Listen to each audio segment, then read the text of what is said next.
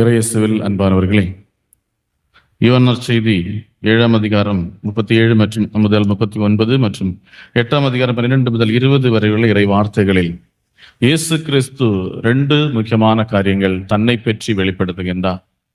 தன்னை பற்றி அவர் வெளிப்படுத்துகின்ற 2 முக்கியமான காரியங்கள், வாழ்வின் நீரூற்றை தருகின்றவர் அவர் என்றும், அதுபோல உலகிற்கு ஒளியாக இருக்கிறவர் அவர் என்றும் நம்மோடு சொல்லித் தருகிறார். வாழ்வின் நீரூற்றாக இருக்கிறவர் அவர்.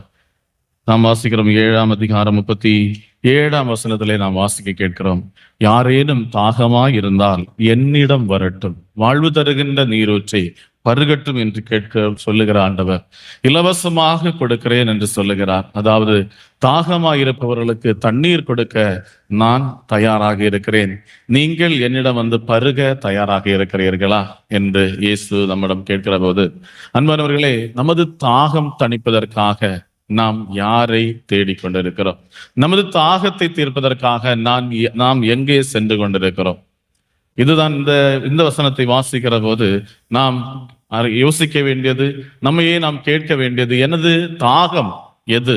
என்னுடைய தாகத்தை தணிக்க நான் எங்கு சென்று கொண்டிருக்கிறேன்? ஆண்டவர் சொல்லுகிறார், யாரெல்லாம் தாகமாக இருக்கிறீர்களோ அவர்கள் எல்லாரும் என்னிடம் வரட்டும், நம்பிக்கை கொள்கிறவர் பருகட்டும் என்று சொல்லுகிறார். அதாவது நம்பிக்கை கொள்ள வேண்டும். இயேசுவிடமிருந்து இந்த வாழ்வு தருகின்ற நீரூற்றை குடிப்பதற்கு அவரிடம் நம்பிக்கை கொள்வது என்பது முக்கியமான அடிப்படை தகுதியாக இயேசு சொல்கிறார். நீங்கள் உங்களுக்கு தேவையான வாழ்வை தருவதற்கான நீரூற்றை நான் என்னகத்தை கொண்டிருக்கிறேன், நீங்கள் என்னிடம் வந்தால் நான் உங்களுக்கு தர தயாராக இருக்கிறேன். இங்கு அவரிடம் வந்து பெற்றுக்கொள்வதற்கு அடிப்படை தகுதி என்பது நம்பிக்கை, இயேசுவிடமான நம்பிக்கை. எனக்கு இவரிடம் சென்றால் நிச்சயமாக என் தாகத்தை அவர் தணித்துக் கொள்வார் என்ற நம்பிக்கை நமக்குள் இருக்கிற போது மட்டும்தான் நாம் அவரிடமிருந்து தண்ணீரை பெற்றுக்கொள்ள முடியும். என்பவர்களே, இங்கு நாம் இந்த இயேசு கிறிஸ்து திருவிழா கொண்டாடுகின்றதை பார்க்கிறோம். திருவிழாவின் இறுதி தினத்தில் என்று சொல்லப்படுகிறது. எந்த திருவிழாவை பற்றி இங்கே நாம் வாசிக்க கேட்கிறோம். நமக்கு இந்த அதிகாரம் 7 1ஆம் வசனத்துக்கு முன்னால் அவர் ஹெட்டிங் கொடுத்திருக்கோம் பாருங்க, என்ன திருவிழான்னு போட்டிருக்கு. என்ன திருவிழா? யோவான் நற்செய்தி 7ஆம் அதிகாரத்துல முதல் வசனத்துக்கு முன்னால் அவர் திருவிழாக்கு பெயர் கொடுத்திருக்கு, கூடார திருவிழா. அப்ப கூடார திருவிழா நடக்கிற போதாகும் அந்த திருவிழாவின் கடைசி தினத்தில் என்று சொல்லப்படுகிறது. கூடார திருநாள் எத்தனை நாள் கொண்டாடுவாங்க? கூடார திருநாள் எத்தனை நாள் கொண்டாடணும்? 7 நாட்கள் திருவிழா கொண்டாடுவார்கள். திருவிழா அதனுடைய ரெஃபரன்ஸ் நம்ம பார்க்கணும்னா லேவியராகமம், பழைய ஏற்பாட்டுல லேவியராகமத்துல 23ஆம் அதிகாரத்திலேயாக நம்ம அந்த திருநாட்கள் பற்றி ஒரு 5 திருநாட்கள் கடைபிடிக்க வேண்டும் என்று ஆண்டவர் மோசே வழியாக இஸ்ரேல் மக்களோடு சொன்னதை நாம் காண்கிறோம். அதுல 33ஆம் வசனம் முதல் நாம் காண்கிறோம். 33 முதல் 44 வரை உள்ள வசனங்களில் இந்த கூடார திருவிழாவை பற்றி சிறப்பாக எடுத்து சொல்லப்படுகிறது. கூடார திருவிழா எப்படி கடைபிடிக்க வேண்டும், ஏன் கடைபிடிக்க வேண்டும் என்பது. கூடார திருவிழா என்று சொல்லுகிற போது கூடாரத்தில் இஸ்ரேல் மக்கள் தங்கியிருந்தார்கள். கூடாரத்தில் தங்கியிருந்தார்கள். எப்போது இஸ்ரேல் மக்கள் கூடாரத்தில் தங்கியிருந்தார்கள்? கூடாரத்தை எப்ப கட்டுவாங்க? சொந்தமா இடம் இல்லாத இருக்கும்போது எப்போது கட்டுவாங்க?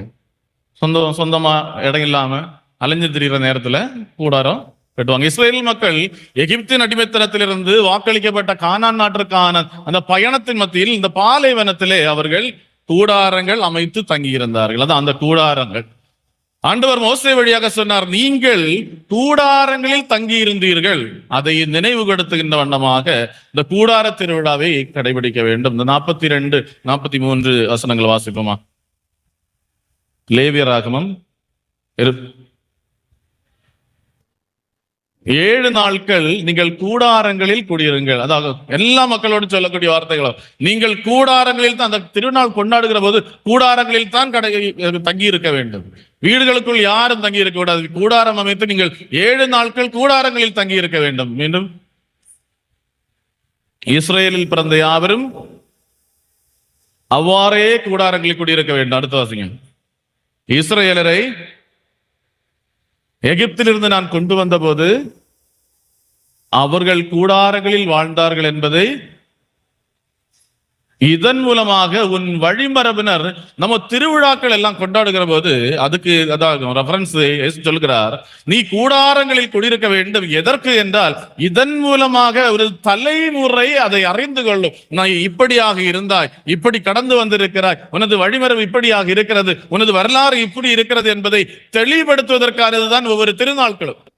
நாம் திருநாட்கள் கொண்டாடுகிற போது நமது திருநாட்கள் நமது வழிமரபை, நமது முந்தைய காலம் முதலே நமது விசுவாசம் என்னதாக இருக்கிறது, நாம் எப்படி கடந்து வந்திருக்கிறோம், எந்த பாதைகள் வழியாக நடந்திருக்கிறோம் என்பதை நமது பின் தலைமுறைகளுக்கு காட்டி கொடுப்பதற்காகத்தான் ஒவ்வொரு திருநாட்கள்.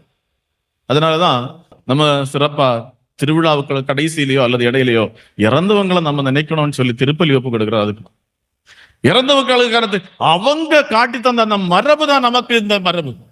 அவங்க தந்த வழிதான் நம்ம இன்னைக்கு வாழ்ந்துட்டு இருக்கிறது. அவங்க காட்டி தந்த விசுவாசம் தான் நம்ம இன்னைக்கு கடைபிடிக்கிறது. அதனால அது நம்ம நினைவு கூறணும். அது மிக முக்கியமானது. நீங்கள் எப்படி கடந்து வந்தீர்கள் என்பதை உனது பின் தலைமுறை அறிந்து கொள்ளும். நீ எப்படி விசுவாசத்தில் வாழ்ந்தாய் என்பதை உனது பின் தலைமுறை புரிந்து கொள்ளும். எப்படி ஒவ்வொரு திருவிழாக்கள் மூலமாக இந்த கூடார திருவிழாவை கடவுள் கடைபிடிக்க சொல்லி இவ்வாறு கூடாரங்களில் குடியிருங்கள் என்று அவர்களோடு வலியுறுத்துவது எதற்காக என்றால், நீங்கள் கடந்து வந்த பாதையை மறந்து விடக்கூடாது. நீங்கள் கடந்து வந்த பாதையில் உங்களுக்கு ஒன்றும் இல்லாமல் இருந்தது. உங்களுக்கு வீடுகள் இல்லை, நிலபுலன்கள் இல்லை, நகைகள் இல்லை, ஆபரணங்கள் இல்லை, உங்களுக்கு சொந்தமாக எதுவுமே இல்லை. ஆனால் அந்த சூழலிலும் உங்களுக்கு கூடாரம் அமைத்து தங்குவதற்கு இடம் கொடுத்தவன் நான், உங்களுக்கு தாகத்தை தணித்தவன் நான், உங்களது உணவை கொடுத்தவன் நான். நீங்கள் அப்படிப்பட்ட சூழலில் தள்ளப்பட்டாலும், வாழ்க்கையின் பல சூழலுக்கு அனுபவங்கள் வாழ்க்கை முன்னோட்டு போகும்போது பல நேரங்கள்ல நமக்கு இருப்பிடம் இல்லாம போகும், உடுத்துறதுக்கு உடை இல்லாம போகலாம், உணவு இல்லாம போகலாம், தாகம் எடுக்கிறது தண்ணீர் குடிக்கிறதுக்கு இல்லாம போகலாம். ஆனால் அந்த சூழலையும் ஆண்டவர் சொல்லுகிறார், நீங்கள் அன்று கூடாரத்திலே குடியிருந்து கடந்து வந்தீர்களே, எகிப்தின் அடிமைத்தனத்திலிருந்து கானான் நாட்டிற்கு பாலும் தேனும் வழிந்தோடுகின்ற அந்த இடத்திற்கு நான் உங்களை வழி நடத்தினேனே, அந்த நேரத்தில் உங்களுக்கு ஏதாவது குறைபடிந்திருந்ததா? உங்களது குறையை தீர்ப்பதற்கு உணவாக தண்ணீராக நான் உங்களுக்கு எல்லாவற்றையும் கொடுத்தேனே. உங்களது கடவுள் நான், உங்களோடு இருக்கிறேன். ஆகையா உங்களது வாழ்க்கையின் எந்த தருணத்திலும் நீங்கள் பயப்பட வேண்டிய தேவையில்லை. உங்களுக்கு வாழ்வு தரும் நீரூற்றாக நான் இருக்கிறேன். இந்த கூடாரத்தில் குடியிருக்கிறது என்று ஆண்டவர் சொல்லி தந்து கொண்டு சொல்வது இதுதான். உங்களுக்கு ஒன்றும் இல்லாத ஒரு அனுபவம் உங்களது வாழ்க்கையில் உருவானாலும், மகிழ்ச்சி அற்று போனாலும், சமாதானம் இல்லாமல் போனாலும், உனது வாழ்க்கையில் உண்பதற்கு உணவு இல்லாமல், உனது வேலை வாய்ப்புகள் அனைத்தும் ரத்து செய்யப்பட்டு நீ முடங்கி வீட்டிலே கிடக்கிற போதும் உன்னை காக்கிற, உன்னை காண்கிற, உன்னை நடத்துவதற்காக கடவுள் உன்னோடு இருக்கிறேன். நீ நம்பிக்கை கொண்டு என்னிடம் வா என்று சொல்லுகிறார் ஆண்டவர். நீ நம்பிக்கை கொண்டு என்னிடம் வா, உனது தாகத்தை தணிக்க நான் இருக்கிறேன், உனது பசியை போக்குவதற்கு நான் இருக்கிறேன் என்று இந்த கூடார திருநாளின் மத்தியிலே எழுந்து நின்று கொண்டு ஆண்டவர் சொல்லுகிறார், உங்களுக்கு தண்ணீர் தருவதற்கான நீரூற்றை நான் என்னகத்தை கொண்டிருக்கிறேன்.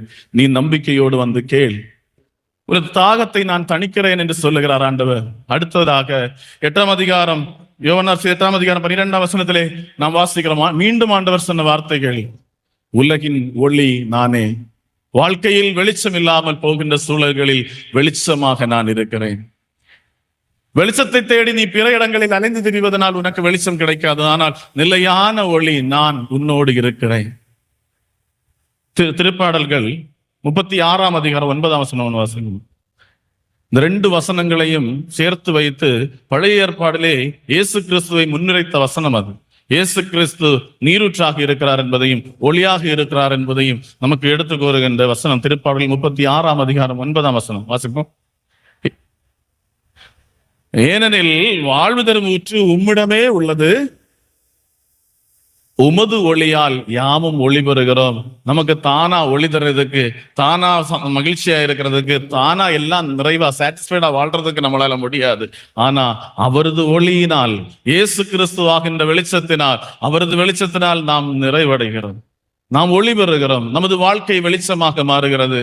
அன்பானவர்களே, இன்று ஆண்டவர் நம்மோடு சொல்லி தந்த காரியங்கள் 2 காரியங்கள் தான். உனது வாழ்க்கைக்கு நீரூற்றாக நான் இருக்கிறேன், உனது வாழ்வுக்கு தேவையான நீரூற்றை தருவதற்கு நான் இருக்கிறேன், உனது வாழ்க்கையில் வெளிச்சம் வீசுவதற்காக வெளிச்சமாக நான் உன்னோடு இருக்கிறேன். பழைய ஏற்பாடுல விடுதலை பயணத்துல நாம் வாசிப்போம். 13ஆம் அதிகாரம் 31, 32 வசனங்களை வாசிக்கிற போது, இஸ்ரேல் மக்கள் பாலைவனத்தில் அலைந்து திரிகிற போது அவர்களுக்கு வெளிச்சமாக, அவர்களுக்கு வழியாக கடவுள் எப்படி இருந்தார் என்று சொல்லப்படுகிறது. ஆண்டவர் சொல்லுகிறார், நான் பகலில் மேகத்தூணாக உங்களோடு இருந்தேன், நெருப்பு தூணாக இரவில் உங்களோடு இருந்தேன். ஆண்டவர் நெருப்பு தூணிலும் மேகத்தூணிலும் அவர்களோடு இருந்தார். ஒரு நாளும் ஒருபோதும் அவர்களை விட்டு விலகவே இல்லை. நெருப்பு தூணும் மேகத்தூணும் ஒருபோதும் அவர்களை விட்டு விலகவே இல்லை. ஆண்டவர் அவர்களோடு இருந்தார், அவர்களோடு நடந்தார். இன்றும் அதே ஆண்டவர் நம்மோடு இருந்து கொண்டிருக்கிறார். நாம் அவரிடம் நம்பிக்கை கொண்டு நமது வாழ்க்கையின் சுமைகளில், தண்ணீர் இல்லாத அனுபவங்களில், நிலபலன்கள் இல்லாத அனுபவங்களில், கூடாரங்களில் குடியிருக்க வேண்டிய இடங்களில் இருந்தாலும் உன்னை கைவிட மாட்டேன் என்று சொல்லுகிற ஆண்டவர் உனக்கு வெளிச்சமாக, நமக்கு வெளிச்சமாக இருக்கிறேன் என்று சொல்லுகிறார். ஆகையால் அன்பானவர்களே, நாம் கடந்து வந்த பாதையில் நமது முன்னோர்களுக்கு கொடுக்க வேண்டிய மதிப்பு, நமது பாரம்பரியத்தை நிலைநிறுத்த வேண்டிய, நமது விசுவாசத்தில் நிலைநிற்க வேண்டிய ஒரு தேவையை எடுத்துரைத்துக் கொண்டு ஆண்டவர் நம்மோடு சொல்லுகிறார், உன்னோடு, உனக்கு வெளிச்சமாக, உனக்கு நீரும் ஆகாரம் தருவதற்கு உன்னோடு இருக்கிறேன். என்னிடம் இருக்கிறது, நீ நம்பிக்கை கொண்டு என்னிடம் வா, உனக்கு தேவையானவற்றை தருகிறேன் என்று சொல்லுகிறார். ஆகையார் அன்பானவர்களே, நமது வாழ்க்கையில் நாம் கடவுள் மீது நம்பிக்கை கொள்ளாமல் வாழ்ந்து கொண்டிருந்தால், கடவுளை அதிகமாக தேடுவதற்கு பதிலாக கடவுளுக்கு கடைசி இடத்தை கொடுத்து கொண்டிருந்தால், நாம் அந்த ரிவர்ஸ் ஆர்டருக்கு வரும். கடைசி இடத்துல இருக்கிறவரை முதலிடத்துக்கு கொண்டு வருவோம். அவரை முதல்ல தேடுவோம். நமது வாழ்க்கையினுடைய பிரச்சனைகள் எல்லாம் மாறட்டும். அவருக்கு முன்னுரிமை கொடுப்போம். நமது வாழ்க்கை வெளிச்சமாக மாறட்டும். நம்ம எல்லாரும் இப்ப செய்துட்டு இருக்கிறது, காணிக்க போடணும்னு சொன்னா கூட நம்ம செய்யறது, முதல்ல எனக்கு அது செய்யணும், இது செய்யணும், இப்படி எல்லாம் செய்து முடிச்சதுக்கு பிறகு கடைசியில் எனக்கு ஒன்றும் போடுறதுக்கு இல்லை அப்படின்னு சொல்லும். நமக்கு கிடைச்ச உடனே கடவுளுக்குன்னு ஒரு பங்கை நம்ம மாற்றி வைக்கணும். அதை கடவுளுக்கு நம்ம முன்னுரிமை கொடுக்கிற அடையாளம் அது. நமக்கு இருக்கிறதுல இருந்து முதல்ல கடவுளுக்கு, எனக்கு இது தந்தது கடவுள், அதனால அவரை நாம் முதல்ல நினைவு கூர்ந்து அவருக்குன்னு நாம் மாற்றி வச்சு அவருக்கு முன்னுரிமை கொடுக்க தொடங்குற போது நமது வாழ்க்கை நிச்சயமா மாறும். அவரை தேட தொடங்குற போது நமது வாழ்க்கை இருட்டா இருக்காது, வெளிச்சமா இருக்கும். நமது வாழ்க்கையில பசிக்கும் தாகத்துக்கும் இடம் இருக்காது. ஆண்டவர் பார்த்துக் கொள்வார். பல வீடுகள்ல இன்னைக்கு பசியும் தாகமும் சொல்லக்கூடியது, இந்த பசி உண்மையிலே இந்த தாகமோ அல்லது பசியோ அல்ல. நமது வாழ்க்கையினுடைய பலவிதமான தேடல்கள் உண்டு. நிம்மதி இல்லை. எல்லாரும் சூழ்ந்து இருக்கிறாங்க, ஆனா நான் தனியா இருக்கிறேன். என்ன புரிந்து கொள்றதுக்கு யாரும் இல்லை. என் கவலையை கேட்கறதுக்கு யாரும் இல்லை. எல்லாரும் ஓடிட்டே இருக்கிறோம்.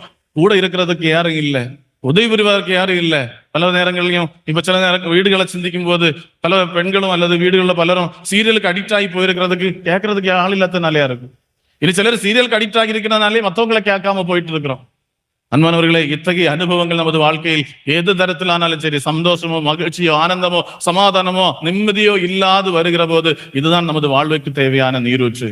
அந்த நீரூற்று எனக்கு இல்லாம போய்கொண்டிருக்கிறது. அந்த நீரூற்று தருகிறார் இயேசு என்று சொல்லும் போது, ஆண்டவரே நம்பிக்கையோடு எனக்கு நிம்மதியை தாரும் ஆண்டவரே, எனக்கு சமாதானத்தை தாரும் ஆண்டவரே, எனக்கு சந்தோஷத்தை தாரும் ஆண்டவரே, என் கவலையை போக்கு ஆண்டவரே, என்னோடு இரு ஆண்டவரே, எனக்கு யாரும் இல்லை ஆண்டவரே, என்னை கேட்பார் இல்லை ஆண்டவரே, தனியா இருக்கிறேன் ஆண்டவரே, என் கணவன் என்னை அன்பு செய்யல ஆண்டவரே, என் மனைவி எனக்கு புரிந்து கொள்ளல ஆண்டவரே, என் மாமியார் என்னை கொடுமைப்படுத்துறாங்க ஆண்டவரேன்னு சொல்லிட்டு அவர்கிட்ட வேற யார்ட்டையும் சொல்லிட்டு காரியம். இந்த பிரச்சனைகளை பற்றி பக்கத்து வீட்டுக்காரர்கள்ட்டையோ வீட்டுல உள்ள வேற யார்கிட்டையோ சொல்லிட்டு காரியம் இல்லை. அது நமக்கு கவலையை இன்னும் அதிகரிக்குமே தவிர அதை குறைக்காது. ஆனால் வாழ்வு தரும் நீரூற்றாக இருக்கின்ற ஆண்டவரிடம் வருகிற போது அவர் தருகின்ற நீரூற்றினால் நாம் ஆறுதல் பெறுகிறோம். அவர் தருகின்ற ஊற்றினால், அவர் தருகின்ற வெளிச்சத்தினால் நாம் இருளை தாண்டி செல்வதற்கு ஆசி பெறுகிறோம். கடவுள் நம்மை ஆசீர்வதிப்பாராங்க.